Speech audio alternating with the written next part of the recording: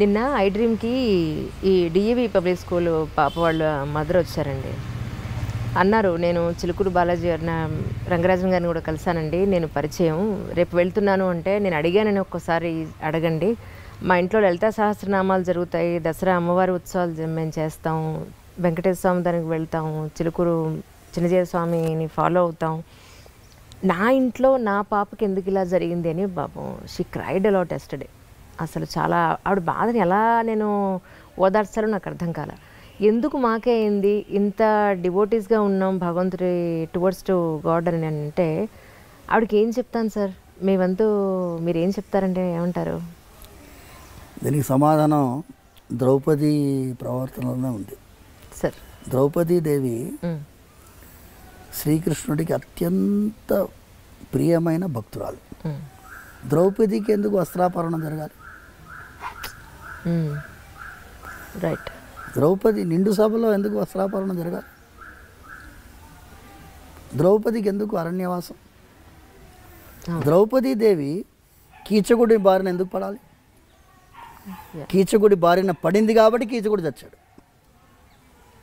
Right. ఇప్పుడు ఈ అమ్మాయి వల్ల డిఏవి స్కూలు ఏ స్కూల్ అన్నా కానీ అవును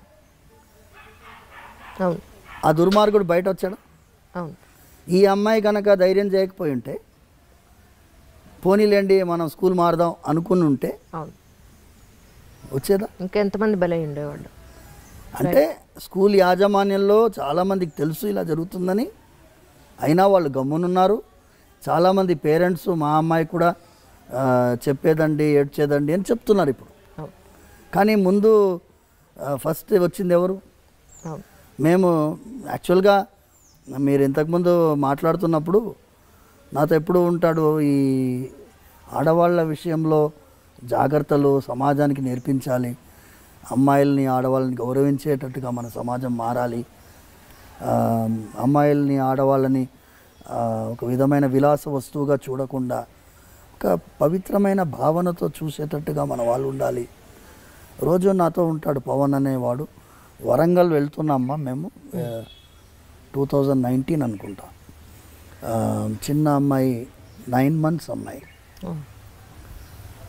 చాలా బాధ అయింది తెలుసుకొని మేము వెళ్ళి సమాజం ఫెయిల్ అయింది అని చెప్పడానికి వెళ్ళాం. Imagine 9 month baby. దారుణం. వెళ్తూ ఉన్న దారిలో ఏంటి ఇలా జరుగుతుంది ఎందుకు, దీనికి ఏంటి మనస్సులో ఒక విధమైనటువంటి ఆక్రోషం. స్త్రీగా ఈ దేశంలో పుట్టే వాళ్ళందరూ దురదృష్టవంతులా? వాళ్ళకి సమాజం గుర్తించదా? వాళ్ళకి రెస్పెక్ట్ ఇవ్వదా? వాళ్ళని సంరక్షించాలనే భావన ఉండదా అనే మాటలు మాట్లాడుకుంటూ వెళ్తుంటే, మేము సీతమ్మ తల్లిని రావణాసుడు అపహరించుకొని వెళ్తున్నప్పుడు జటాయు అడ్డుపడుతుంది. పక్షి రావణాసుడితో భీకరమైన యుద్ధం కిష్కింధాకాండలో వాల్మీకి వర్ణిస్తున్నాడు. రావణాసురుడిని నిజంగా నిశ్చేష్టుని చేస్తుంది జటాయు. అలాంటి రావణాసురుడితో ఓడిపోతామని తెలిసి సీతమ్మ తల్లిని కాపాడాలని చెప్పి జటాయువులాగా ప్రతి ఒక్క మగవాడు ఆ భావన ఎందుకు రాదు, మనం ఒక జటాయు కాన్సెప్ట్ బిల్డప్ చేయాలి స్వామి అని అక్కడ మొదలైంది ఆలోచన. అక్కడే మేము దిశ అయినప్పుడు కూడా మేము వెళ్ళాం. సో మాకేమైందంటే ఒక సైన్యము నిర్మించాలి అంటే ఒక 1000 మందో 2000 మందో 10,000 మందో మన మాటకి గౌరవించే వాళ్ళు కనుక ఉంటే బాగుంటుంది అనే ఆలోచనతో ముందెళ్ళాం. అప్పుడు అదే సమయంలో ఏమైంది అంటే, ఇక్కడ మా ఇంటి చిలుకూరు దగ్గరలోనే ఒక 3 కిలోమీటర్ దూరంలో ఒక అమ్మాయిని కిడ్నాప్ చేస్తుండే ఒక ఆయన. స్కూటర్లో కాళ్ళ నడుమ పెట్టుకున్నాడు, వెళ్తున్నాడు. అమ్మాయి అరుస్తుంది, అంతమంది చూస్తున్నారు. కానీ ఒకడు అడ్డుపడ్డాడు. అడ్డుపడి క్యూ రోరీ లడికి అన్నాడు. నేను మరి గర్కి లడికి కుచ్ పసంద్ వసుకో అంటే ఆ అమ్మాయిని అడిగాడు, కోనే ఏ తుమ్ కోనే అంటే, మేరకు నయమాలు మీ అంకుల్ కోనే అంటుంది ఆ అమ్మాయి. 2 చేప లంపకాయలు వచ్చి వెంటనే పోలీస్ పెట్రోల్ వెహికల్కి ఫోన్ చేస్తే వాళ్ళు వచ్చి ఇంట్రాగేట్ చేస్తే వాడు ఈ అమ్మాయిని ఎత్తుకుపోతున్నాడు. వాడు బెడ్షీట్లు అన్నీ ఉన్నాయి డిక్కీలో. Oh my god, my god. So వాడు కాపాడాడు. వాడు ఫస్ట్ జటాయు లాంటి వాడు. కరెక్ట్. ఇలాంటి వాడు జటాయు లాంటి వాడు మనకి సమాజంలో కొన్ని వేల మంది ఉంటే ఏం పర్వాలేదమ్మా, మీరు చేయాల్సిన అవసరం లేదు. మీరు మొబైల్ నెంబర్స్ ఉన్నాయి కదా, police vehicle, petrol vehicle. Suppose లేడీస్కి, అమ్మాయిల కాలేజ్ దగ్గర ఈవ్టీజింగ్ అవుతుంది, ఫలానా కాలేజ్ దగ్గర ఈవ్టీజింగ్ అవుతుంది, వై డోంట్ యూ కమ్ అని చెప్తే వాళ్ళు వస్తారు. వాళ్ళు ఉండేది అందుకే కదా, ఇన్ఫర్మేషన్ ఇచ్చేది అవకాశం మనకు ఉన్నప్పుడు అది కూడా జటాయు యొక్క పద్ధతియే కదా అని ప్రమోట్ చేస్తున్నాం. వీళ్ళని పిలిపించింది ఎందుకు అంటే, మాకు ఒక విధంగా వీళ్ళు ధైర్యం చేశారు. కానీ ఆ అమ్మాయి తల్లి తండ్రి ఒక విధంగా ఫ్రస్ట్రేటెడ్గా ఉన్నారు, నిర్వేదం, మీరు చెప్పినట్టుగా నిర్వేదంతో ఉన్నారు. వాళ్ళకి ధైర్యం చెప్పాలని పిలిపించాం. మాకే ఎందుకు జరుగుతుంది అని వాళ్ళు అడిగారు కదా. మీకు జరిగింది ఆ వెంకటేశ్వర స్వామి వారు మీకు ధైర్యం ఇస్తారు, భయం లేదు. జరిగింది ఒక యాక్సిడెంట్, ఒక లారీ వచ్చి గుద్దింది అనుకోండి, ఆ లారీ గుద్దిన వల్ల మనం జీవితం అయిపోదు కదమ్మా. బతికిపోయింది అమ్మాయి, కాపాడబడింది. ఇప్పటి నుంచి కొత్త జీవితం ప్రారంభించి జాగ్రత్తగా సంరక్షించుకొని సమాజానికి కూడా ఒక మెసేజ్ ఇవ్వాలని వాళ్ళని పిలిపించడం జరిగింది. అవును సార్. మూడవది ఏమి ఆలోచన ఉండింది అంటే, ఈ దేశంలో చట్టాలు బోలెడని ఉన్నాయి, కానీ అన్నిటికీ కూడా పోలీస్ యంత్రాంగమే ఇంప్లిమెంట్ చేయాలి, జ్యుడిషియరీయే పనిష్మెంట్ ఇవ్వాలి. కానీ ప్రివెంటివ్ మెకానిజం లేదు. There is a need for a preventive mechanism. Correct. Preventive mechanism ఎలా వస్తుంది? చిన్నపిల్లల్ని హ్యాండిల్ చేసేవాళ్ళు, స్కూల్స్ కానీ కాలేజెస్ కానీ, టీనేజర్స్ని, వల్నరబుల్ సెక్షన్ వీళ్ళు, వాళ్ళకి తెలియదు ఏం జరుగుతుందనే తెలియనటువంటి ఆ సమాజంలో మనం ఒక సిస్టమ్ ఇన్ ప్లేస్ ఉండాలి. యూకేలో స్టాట్యూటరీ ప్రొటెక్షన్ ఉంది, statutory protection against abuse of the girl child. దాదాపు 193 pages document. Okay. Statutory provisions మన దేశంలో ఎందుకు పెట్టలేమమ్మా? ఇప్పుడు కాలేజెస్లో, స్కూల్స్లో there is a need. Actually మీరు ఫీజుకి ఏం తక్కువ లేదు కదా. అవును సార్, లక్షల్లోనే ఉంది. మీరు ఏసీ రూమ్ పెట్టారు కదా. అవును, మీరు ఏసీ రూమ్ పెట్టారు, మీరు వాతావరణం చల్లగా ఉంచాలని చూస్తున్నారు. నేను సురక్షితమైన వాతావరణం పెట్టాలని నేను అంటున్నాను. అవును. You had one more standard where there is going to be a counsellor and there is going to be an audit. ఈ స్కూల్లో ఎలా ఉంది, ఈ వాతావరణం ఎలా ఉంది, పేరెంట్సే ఉండాలి అందులో. అవును సార్. బయట వాళ్ళు ఉండకూడదు. మీ పేరెంట్స్లోంచి మీరు ఆడిట్ మెంబర్స్ పెట్టుకోండి, ఒక 10 మెంబర్ కమిటీయో 11 మెంబర్ కమిటీయో పెట్టుకొని వాళ్ళు every year they have to audit how the school is doing in the name of protection of the girl child or boys.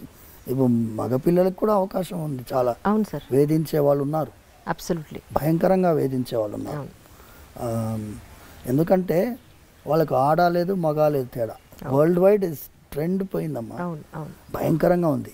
సమాజంలో మంచి చెప్పే వాళ్ళకి ఇవాళ రోజు చాలా పర్సంటేజ్ తగ్గిపోయింది, వాళ్ళ పర్సంటేజ్.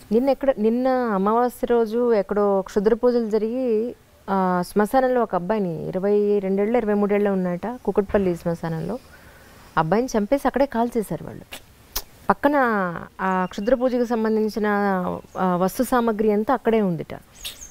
సో అబ్బాయికి కూడా సెక్యూరిటీ లేదని అనిపించింది నాకు. ఒక్కొక్క రకంగా ఒక్కొక్కళ్ళకి అదే ఈ ప్రాబ్లం ఏంటంటే అమ్మా, సమాజంలో దిగజారుడుతనం పెరుగుతుంది. దిగజారుడుతనం పెరుగుతున్నప్పుడు సమాజంలో మంచి మార్గం చెప్పడానికి చాలామంది ప్రయత్నిస్తున్నాం, కానీ మా పర్సంటేజ్ చాలా తక్కువ. మీలాంటి వాళ్ళు ఇది తీసుకువెళ్తున్నారు, దీనివల్ల కొంచెమన్నా ప్రయోజనం వస్తుందని మేము ఆలోచిస్తున్నాం. అవును సార్, అవును సార్. సరే, ఈ మధ్య నేను కంచి వెళ్ళాను. అక్కడ అమ్మవారికి కొన్ని పూజలు అవి జరుగుతున్నాయి, దాని కవరేజ్ కోసం వెళ్ళాం.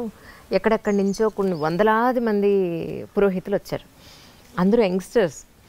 నేను అన్నాను సరదాగా, ఏమండి మీకు పెళ్ళి అయిందా అని అడిగాను. మమ్మల్ని ఎవరు చేసుకుంటున్నారండి, పురోహితులను ఎవరు చేసుకోవడానికి అమ్మాయిలు ముందు రావట్లేదు, దీని మీద మనం ఒక టాక్ చేయాలండి అన్నారు. They are from Guntur actually. తప్పకుండానండి, నేను ముందైతే ఈ ఇంటర్వ్యూ చేస్తాను, అప్పుడు అడుగుతాను స్వామిని, అడిగిన తర్వాత అప్పుడు మీ దగ్గరికి వస్తాను తప్పకుండానే. నిజానికి అమ్మాయిలు పురోహితుల్ని పెళ్లి చేసుకోవడానికి అంటే ఈ మడి ఆచారాలకి ఆచార వ్యవహారాలకి భయపడిపోతున్నారా, లేకపోతే ఈ లైఫ్ వద్దనుకుంటున్నారా, మోడర్న్గానే ఉండాలనుకుంటున్నారా? మీరు ఎలాంటి యూత్ని చూస్తున్నారు సార్? యాక్చువల్లీ నిజంగా ఇబ్బంది అవుతుందంటారా? ఇది దిల్ సే విత్ అంజలి, దిల్ సే విత్ రంగరాజు. చాలా నిజంగానమ్మా, యు ఆర్ టచ్ ది. ఇది అర్చకుల్ని మాత్రమే కాదమ్మా సార్, నేను మీ అందరికీ ఒక విషయం చెప్పాలి. మనం చేసినటువంటి కొన్ని విషయాల్లో తప్పిదాలు ఉన్నాయి. మోడర్న్ అంటాం. మోడర్న్ అంటే ఏంటి? మోడర్న్ అంటే ఏంటి? మీకు ఏం చెప్తే ఏమో తప్పు అని నాకు భయం. మోడర్న్ అంటే మీ మీ యొక్క వ్యక్తిత్వాన్ని, అస్తిత్వాన్ని, మీ పరంపరని, మీ విలువల్ని ఇవన్నీ వదిలేసేయడం మోడర్నిటీయా? దీనికి ఏం విలువలు లేవా? మన దేశం ఏంటి అమ్మ? త్యాగానికి ప్రతిరూపమైన దేశం. శ్రీరాముడిని మన ఆదర్శంగా ఎందుకు భావిస్తాం? త్యాగం చేశారు కాబట్టి. శ్రీరాముడు ఏం తక్కువ కాదు, ఆయన కంటే ఎక్కువ భరతుడు. భరతుడు శ్రీరాముడు 14 సంవత్సరాలు అరణ్యవాసం ఉండాలి. అవును సార్, వాళ్ళ తండ్రి ఆజ్ఞ. కానీ భరతుడికి కాదు కదా. అవును. కానీ భరతుడు రాజ్యం వెళ్ళాడా? వెళ్ళలేదు. భరతుడు ఏం చేశాడు? భరతుడు 14 సంవత్సరాలు శ్రీరాముడు ఎలా నారా వస్త్రాలు ధరించారు, ఎలా జటాజూటుడుగా ఉండినాడు, ఆయన నందిగ్రామంలో ఉన్నాడు. సింహాసనం కూడా ఎక్కలేదు. శ్రీరాముల వారి పాదుకల్ని సింహాసనం పైన పెట్టి 14 సంవత్సరాలు పాదుకా రాజ్యం ఉండింది. ఆయన కంటే గొప్పవాడు శత్రుఘ్నుడు. ఓకే. చాలామంది శత్రుఘ్నుడి యొక్క పాత్ర తెలియదు. లక్ష్మణుడికి సొంత తమ్ముడు శత్రుఘ్నుడు.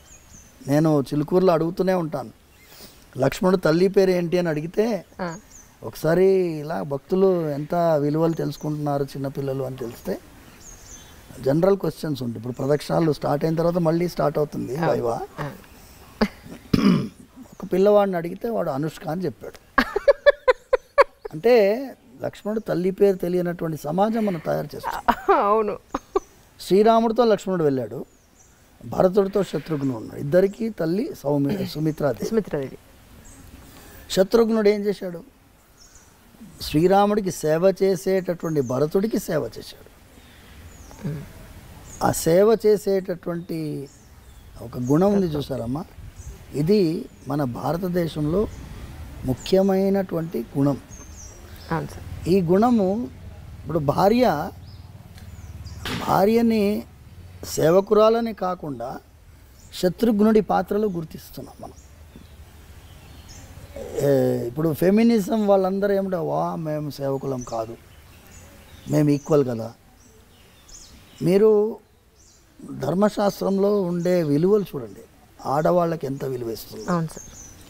ఒకటే ఒక చిన్న ఫార్ములా మీకు ఇచ్చి, ఈ టాపిక్ ఏంటి అంటే, సేవాభావంతో ఆడవాళ్ళు వ్యవహరిస్తుండేవాళ్ళు ఇంకా కూడా ఉన్నారమ్మా. వేద విద్యార్థినే పెళ్లి చేసుకోవాలనే అమ్మాయిలు ఉన్నారు. పర్సంటేజ్ తగ్గింది. మీరు చెప్పినట్టుగా this drastic reduction in the percentage. Engineering చదివినా, డాక్టరేట్ చేసినా కూడా కొంతమంది అమ్మాయిలు మేము వేదాధ్యయనం చేసిన వాళ్ళని పెళ్లి చేసుకోవాలని కొంతమంది ఉన్నారు ఇంకా. బట్ పర్సంటేజ్ తగ్గింది. నేను ఏంటి, ధర్మశాస్త్రంలో ఆడవాళ్ళకి పాత్ర చెప్పబడింది. ఇప్పుడు పాప పుణ్యాల గురించి ఫార్ములా చూస్తాం. భార్యకి భర్తకి నడుమ పాప పుణ్యం పర్సంటేజ్ ఎలా విభజిస్తుంది ధర్మశాస్త్రం చూడండి. భర్త పుణ్యం చేస్తే భార్యకి 50% పోతుంది. ఎంత? 50%. భర్త పుణ్యం చేస్తే భార్యకి 50% వస్తుంది. భార్య పుణ్యం చేస్తే భర్తకి 0% వస్తుంది. ఓహో, ఏం ట్రాన్స్ఫర్ అవ్వదా అయితే ఎక్కడ? ఓకే. భార్య పాపం చేస్తే భర్తకి 50% వస్తుంది. ఓహో, పుణ్యంలోనే రాదు, పాపంలో వస్తుంది అనమాట. ఓకే, పాపంలో 50% వస్తుంది భర్తకి. అయితే భర్త పాపం చేస్తే భార్యకి 0%. ఓకే. సో ఇక్కడ అమ్మాయిలకి చాలా ప్రయారిటీ, చాలా ప్రయారిటీ ఉంది సమాజంలో. అందుకోసం ఆడవాళ్ళు, భార్య ఆజ్ఞ లేనిదే నువ్వు ఏ ధర్మకార్యం చేయడానికి లేదు. ఇప్పుడు యత్కించిత్ యథోక్తమపి దక్షిణామపి స్వీకృత్య అని చెప్తుంది. మేము చేతిలో తాంబూలంలో దక్షిణ పెట్టుకుంటాం. భార్య దాని మీద ప్రోక్షించాలి. అవును, అవును. ప్రోక్షించిన తర్వాతనే ఆయనకి, అంటే వాళ్ళకి అధికారం అంత ఉందమ్మా. ఇది చెప్పేటటువంటి వాళ్ళు లేరు. మోడర్నిటీ అనే కాన్సెప్ట్లో పోయి వదిలేసుకుంటున్నాం. మీకేంటి హార్లీ డేవిడ్సన్ బైక్లో పోయే మొగుడు కావాలనా? నేను అడుగుతాను, అదే సార్, హార్లీ డేవిడ్సన్ బైక్లో పోయే మొగుడు కావాలా? ఏ దుర్గుణాలు లేకుండా ఒక విలువ గల జీవితం జీవించే మొగుడు కావాలా? ఎందుకంటే రుక్మిణీదేవి శ్రీకృష్ణ పరమాత్మకి లెటర్ రాస్తుంది, లవ్ లెటర్ తెలుసు కదా మీకు. ఇప్పుడు ఏమనుకుంటున్నారు, ఈ లవ్ అనేది ప్రేమ పావురాలు ఈ సినిమాలన్నీ వచ్చినప్పుడు ప్రేమ మనకి నేర్పించి బ్రిటిష్ వాడు, లేకపోతే అక్బర్, ఆ కాలంలోనే ప్రేమ పుట్టింది ఈ దేశంలో అనుకుంటున్నారు. రుక్మిణీదేవి శ్రీకృష్ణుడికి లవ్ లెటర్ రాస్తుంది. ఓకే, ఎన్ని వేల సంవత్సరాల ముందు. స్టార్టింగ్ అది చాలా పెద్ద లవ్ లెటర్. అందులో మొదటి సెంటెన్స్ చెబుతాను. శ్రుత్వా గుణాన్ భువన సుందర శృణ్వతాం తే, శ్లోకం మొదటి లైన్ శ్రుత్వా గుణాన్. నేను అప్పుడంతా ఫేస్బుక్ లేవుగా, అప్పుడు భారత్ మ్యాట్రిమోనీ లేదు కదా, అప్పుడు ఫొటోస్ చూసే అవకాశం లేదు కదా. రుక్మిణీదేవి అంటుంది, స్వామి నీ యొక్క గుణాల గురించి విన్నాను. శ్రుత్వా గుణాన్, నువ్వు భువన సుందర శృణ్వతాంతే, నువ్వు అందంగా ఉంటావని కూడా విన్నాను. Okay, so she is giving top priority the character. అవును. ఇక్కడ నేను వివాహాని కోసము చాలాసార్లు కొంతమంది జిజ్ఞాసతో వస్తారు. స్వామి మా అమ్మాయి వాళ్ళని రిజెక్ట్ చేస్తుంది, వీళ్ళని రిజెక్ట్ చేస్తుంది అంటే నేను అమ్మాయిని పిలుస్తాను. నేను అంటానమ్మా, వాడు పొట్టిగా ఉన్నాడు, కొంచెం కలర్ తక్కువ ఉన్నాడు, లేకపోతే బట్టతల వచ్చిందను. బట్టతల అనేది సహజం అయిపోయింది. 26 ఇయర్స్కే బట్టతల వస్తుంది. ఈ కారణాల వల్ల నువ్వు రిజెక్ట్ చేస్తున్నావు. కానీ ఒక్కసారి టెంపరీ ఐటమ్స్ మీద నువ్వు కాన్సన్ట్రేట్ చేస్తున్నావు. పర్మనెంట్ ఐటమ్ వాడి క్యారెక్టర్. కరెక్ట్. ఆ క్యారెక్టర్ చూసే క్వాలిటీ నీలో ఉండదు. క్యారెక్టర్ చూసే క్వాలిటీ మీ తల్లిదండ్రుల్లో, వాళ్ళ బంధువుల్లో ఉంటుంది. ముందంతా ఏం చేసేవాళ్ళమ్మా, పిల్లనిచ్చడానికి ఇవ్వడానికి ముందు బంధువులు వెళ్ళేవాళ్ళు వాళ్ళ ఇంటికి. అవును, అర్లీ మార్నింగ్ వెళ్ళేవారు. 6 o'clock 6:30కి వెళ్ళేవాడు. ఓకే, వెళ్ళేస్తే ఏమండి ఇలాగే వచ్చాం, ఇటు పోతున్నాం వచ్చాం అంటారు. పిల్లవాడు వస్తాడు, ఇప్పుడు తాగుపోతున్నాను హ్యాంగ్ ఓవర్లో వస్తాడుగా, తెలిసిపోతుంది. నిజం, మంచి చెడు తెలుసుకోవాలంటే అందుకే వెళ్ళాలంటారు, ఇంటికి వెళ్ళి చూడాలంటారు. చూసి గుణం చూసి అమ్మాయిని ఇచ్చేటటువంటి వాళ్ళు అంత జాగ్రత్త పడుతున్నప్పుడు ఇప్పుడు ఏమైపోయింది, ఎప్పుడైతే ఈ ఆన్లైన్లో వెబ్సైట్లు వచ్చాయో మనకి అవకాశం లేకుండా పోయింది. మీరు చాలాసార్లు నేను మీ ఇంటర్వ్యూస్లో కూడా చూశాను, భార్యాభర్తల నడుమ ఒక విధమైన ఆర్గ్యుమెంట్స్ని హ్యాండిల్ చేసే కెపాసిటీ కూడా పోయింది. అవును, చాలా సున్నితమైన అంశం. నేను కొత్తగా పెళ్ళైన దంపతులు వస్తే నేను వాళ్ళిద్దరికీ దండలు మార్పించి వాళ్ళకి చెప్తాను, వివాహం మీరు అన్యోన్యంగా ఉండాలి, ధనధాన్య సమృద్ధితో ఉండాలి, పుత్ర పౌత్రాభివృద్ధి ఉండాలి, వీక్లీ 15 minutes ఆర్గ్యుమెంట్ కూడా ఉండాలని చెప్పి. కరెక్ట్. 15 minutes పెట్టుకోండి ఆర్గ్యుమెంట్ టైం. 15 minutesలో మీరు ఏమేమి ఆర్గ్యూ చేయాలో చేసుకోండి. 15 minutes అయిపోయాయి, 16th minute అలా మోగాలి, అయిపోయింది. So that is the period. Correct. You can make it 15 minutes or half an hour, it's up to you. Arguments లేకపోతే అందులో మజానే లేదు. నిజం. ఏ రోజు తిట్టుకునే కంటే సరే ఇప్పుడు okay noted down, we will have it on Sunday this time, ఎంత బ్రహ్మాండంగా ఉంటుంది. పర్ఫెక్ట్. అసలు ఇది నేను సూచించేది. సార్ వాళ్ళు అన్యోన్యంగా ఎన్నోసార్లు మేము ఎన్ని వివాహాలు నిలబెట్టామంటే డైవర్స్ వరకు వెళ్ళిన వాళ్ళని కలిపాం. తల్లిదండ్రులు వీళ్ళ తల్లిదండ్రులు వాళ్ళ తల్లిదండ్రులని కొంచెం వాళ్ళని సపరేట్గా వదలండి కొన్ని రోజులు, మీరు ఇంటర్ఫియర్ కాకండి. అమ్మాయి తల్లిదండ్రులు ఇంటర్ఫియర్ అవుతారు, అబ్బాయి తల్లిదండ్రులు ఇంటర్ఫియర్ అవుతారు. వివాహం చేసేటప్పుడు ఎంత కలిసి పనిచేస్తారో విడగొట్టడానికి మాత్రం అంత టీం వర్క్ చేస్తారు. నేను చెప్పినాను, విడగొట్టడానికి టీం వర్క్ చేయకండి అమ్మా, వాళ్ళని వదలండి. Just let them sort their problems out. చాలా సినిమాల్లో ఏమవుతుంది, వివాహం ఈజ్ ద ఎండ్ అని వేస్తారు, అక్కడే బిగినింగ్. అవును, అప్పుడే మొదలు స్టార్ట్ చేయడమే. మీరు అక్కడి నుంచి మీరు ఏ మూవీలోనైనా వివాహం అయిన తర్వాత ఆనందంగా ఉండే మూవీస్ చూపించాలి కదమ్మా. వచ్చాయి అలాంటి మూవీస్? Correct sir. పెళ్ళితోటి ఎండింగ్ అయిపోతుంది.